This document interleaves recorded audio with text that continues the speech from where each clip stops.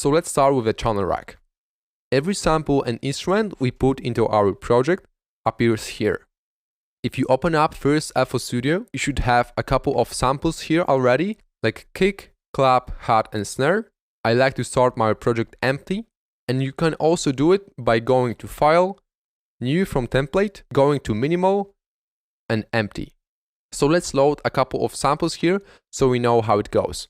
Let's open up our sample pack here and load a kick by dragging it into channel rack, then some snare under the kick. Now I'd like some hat and maybe for now some clap.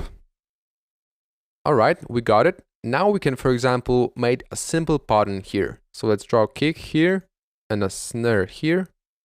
Let's play it. Now we can see that we have our song selected. So we need to change it to pattern, and let's get rid of the metronome for now. Now let's add some hats. We can go straight forward like this by holding down the left click. But this is too fast for me, so I would like to have only every next. And we can do it by right clicking on the insert and fill each 2 steps. Okay, so now I'd like the pattern to be twice as long as it is now. So we can just grab it here. And now, as you can see, this is grayed out. We can actually draw here. So let's draw 2 kicks here. Extend the hats again by clicking fill each 2 steps and adding some claps here.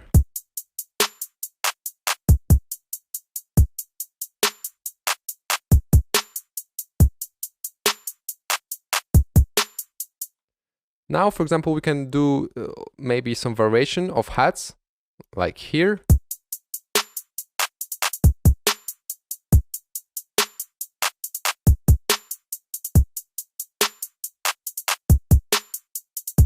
And this is how you put your ideas into the project here. You can experiment with this, but let's head onto the options here. If you head over this knob, you can see on the hint panel that it's a channel panning. So if we turn this left, we'll have the kick only on the left ear. If we put it all the way to the right, we'll have it only on the right ear. Most of the time we want our kick to be at the center, so let's leave it here. Then we have the volume. Before the knobs we have a mute or solo button. If we left click on it, we'll mute it, so we cannot hear it, or solo it by holding Control or Command and hitting left click. Then we have a very important box here, which is a mixer track. This means that this kick is assigned to mixer channel 1 or mixer track 1. So let's take a look on our mixer channel. If we play the pattern, you can see that the first channel shows the kick. But we cannot see any other samples than the kick. That's because if we don't choose the mixer track here, it will go straight to the master channel. Master channel takes all of the tracks to itself. So if we have a mixer channel 1, you can see that this line goes like under it and goes to the master channel. If we head on, for example, the 5th one, you can see the line going here. There are a lot of advanced features of it, but we'll get into it later. So if we have our kick here, we would also like to have every drum here in our mixer channel, right? Because we want to have opportunity to manipulate every sound here. So we can do it by just assigning it to the 2nd, this to 3rd, like this. And now you can see that this is kick, snare, hat, and clap. But I had to guess it because I cannot see any names here. So here comes the really convenient feature of FL Studio of coloring and assigning automatically. Let's say we'd like our drums to be red. So let's go and head over the select button here, double click or hold and go down here. Now let's head over to channel options here, color selected, and set it to gradient. Set for example here on this red and on more orange one. And now you can see that it came to this cool red gradient. Now what we can do is hit Ctrl L. And what happened here? You can see that it automatically assigned to mixer channel like this. And we have also the names and the colors here. So if we extend it here, you can see that this is a kick, snare, hat, and clap. But I like it to have it like this, so we see more. Now let's go further. We have this pattern called pattern 1, but those are our drums. So let's go here and set it to rename and color. Let's color it drums and color it on the pinky red, for example. And now if you head over to our playlist and hit left click wherever, you can see that we have our drums already on the pinky color.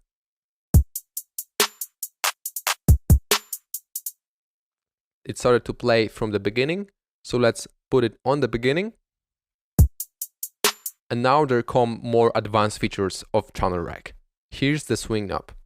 It's really useful knob in future house or jazz or hip hop, for example, when you need that swing. Let's play it and see what it does.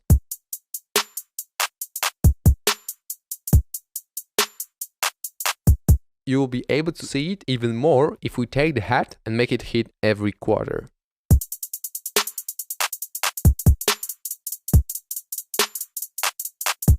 All the way up is too much, but if you make it, for example, here,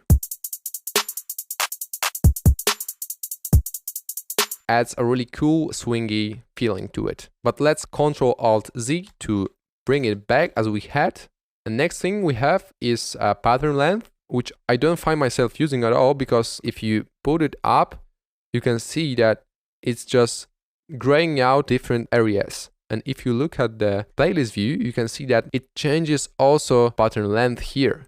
You can go all the way up, I don't know how much, but I like to have it exactly the length I have. And if I want to change the length, I can just go to playlist and change the length here. As you can see, the channel rack, every time I click on the playlist view, disappears. We can change it by going to channel options and clicking on detached.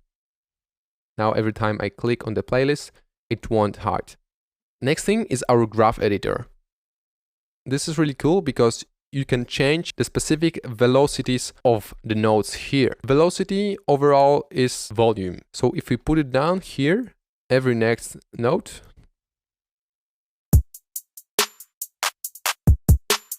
you can hear that there are cool volume differences. And that comes to every insert here. For example, we can go to clap and change the velocity here. But let's keep it here. Next thing is the note pitch. For example, we can change it here.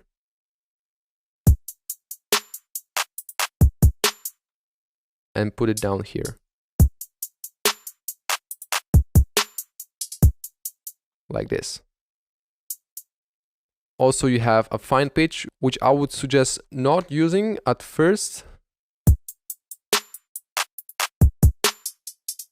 Then you have a panning, and this is third most used other than note pitch and velocity top here, because you can change the panning of the individual hits of your instruments. For example, let's do the first hit on the right ear and second hit on the left. And you can do it like this through all of the pattern and go like this, for example.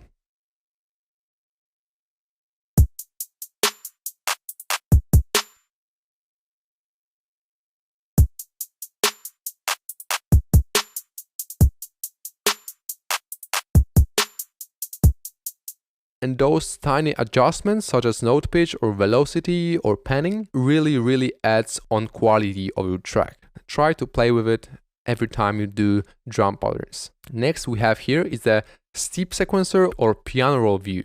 And that's second very important thing as you start with FL Studio.